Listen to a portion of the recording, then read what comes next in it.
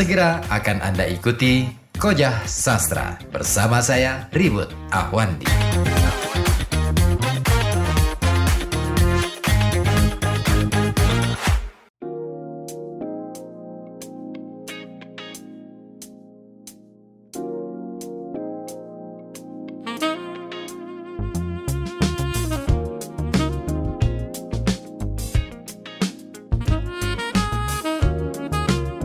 75 tahun Indonesia merdeka, majulah bangsaku, jayalah negeriku. Ya, masih Anda ikuti Kojah Sastra dari FM 91,2 Radio Kota Batik News Interaktif Solutif. Edisi khusus kali ini masih kita bahas mengenai naskah proklamasi dari sudut pandang kesusastraan. Ya, ada beberapa poin yang sudah kita peroleh pada malam hari ini. Pertama, bahwa melalui proklamasi bangsa Indonesia menyatakan dirinya sebagai bangsa yang sejak sebelum proklamasi dibacakan ini sudah ada, sudah lahir. Ya, kedua, proklamasi adalah peristiwa kelanjutan dari sejarah masa lampau yang tidak bisa dipisahkan begitu saja. Sebelum proklamasi ada Sumpah Pemuda, sebelum Sumpah Pemuda ada 1908. Apa itu? Kebangkitan Indonesia, ya. Sebelum itu ada peristiwa lain. Ada rentetan panjang dalam peristiwa-peristiwa sejarah di Indonesia.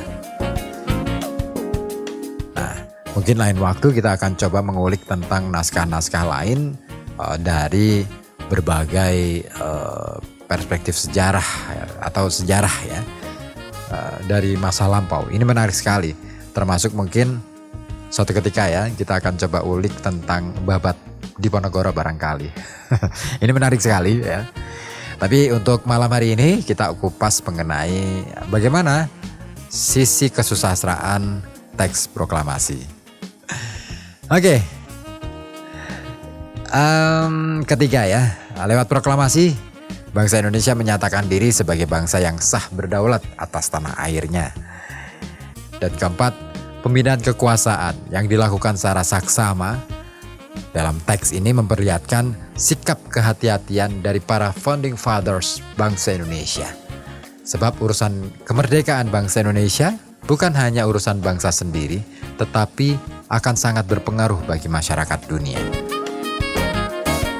Kemerdekaan bangsa Indonesia tidak bisa hanya diakui secara sendiri oleh bangsa Indonesia itu sendiri, tetapi juga harus diakui oleh bangsa-bangsa di dunia, didukung oleh bangsa-bangsa di dunia.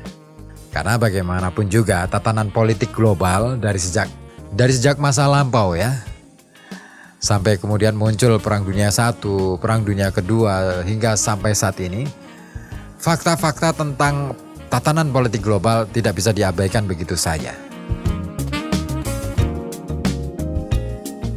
Ya, bagaimanapun juga, jika bangsa Indonesia ingin diakui oleh bangsa-bangsa lain di dunia, tentu harus bisa memposisikan diri secara tepat. Bagaimana bangsa Indonesia punya bergen di antara bangsa-bangsa lain, ini juga harus diposisikan secara cermat. Dan proklamasi sebenarnya sedang melakukan itu. Entah dengan sekarang, kita tidak bisa mengukurnya dengan sekarang, ya. Tujuan atau cita-cita dari proklamasi ini sebenarnya bagaimana bangsa Indonesia punya bergen, punya nilai tawar bagi bangsa dunia. Tidak sekadar menyerah begitu saja. Ya, apalagi menyerah dengan situasi atau kondisi politik global yang sekarang terjadi. Itu, ya. Oke, sementara poin kelima ini, kawan, yaitu penyelenggaraan pemindahan kekuasaan yang dilakukan dalam tempo sesingkat-singkatnya. Kalau kita cermati kalimat ini, ya, kenapa sih harus diselenggarakan dalam tempo sesingkat-singkatnya? Ada apa di balik kata itu? Ini menunjukkan bahwa untuk menjadi sebuah bangsa yang bernegara perlu disiapkan segera, ya, perangkat kenegaraan yang sangat dibutuhkan. Jika tidak segera dilaksanakan, maka bukan tidak mungkin, ya, bangsa Indonesia akan kembali terjajah. Dan terbukti dalam rentang waktu yang tidak begitu lama, serangan Belanda kembali melancarkan serangannya ke Indonesia dengan membonceng Nika lewat agresi militernya. Kita tahu persis bahwa Belanda pada saat itu ya masih ingin menguasai Indonesia, terutama setelah Sekutu berhasil mengalahkan Jepang. Dan sesuai perjanjian antara Sekutu dan Jepang dan kaidah hukum internasional, kekalahan Jepang ataupun kekalahan bangsa yang karena perang gitu ya, tentu harus ditebus dengan pengambil alihan wilayah kekuasaan yang dikuasai oleh bangsa yang berperang itu tadi dan kalah, Jepang terutama. Karena Jepang kalah dengan Sekutu, maka wilayah Indonesia harus dikembalikan lagi ke Belanda. Maka pernyataan pemindahan kekuasaan yang dilakukan dalam tempo yang sesingkat-singkatnya itu ya, ini bisa dikatakan punya gambaran atau menggambarkan sesuatu peristiwa yang sangat genting.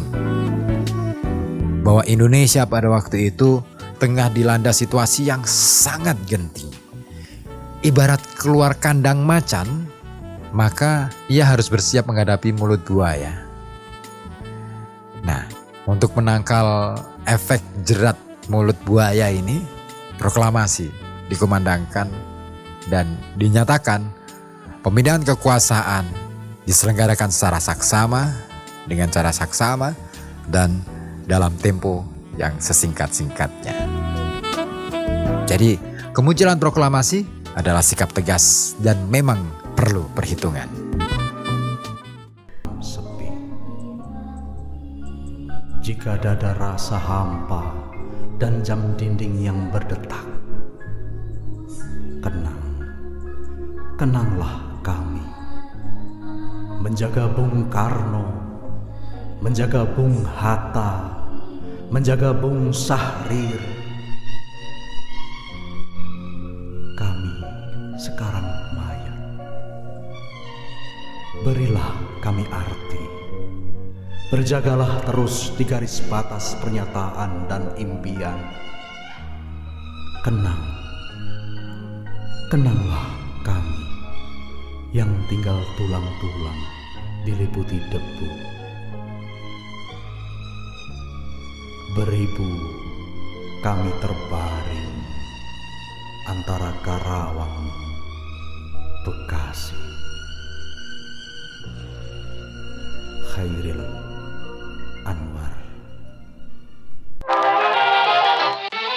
Koja Sastra.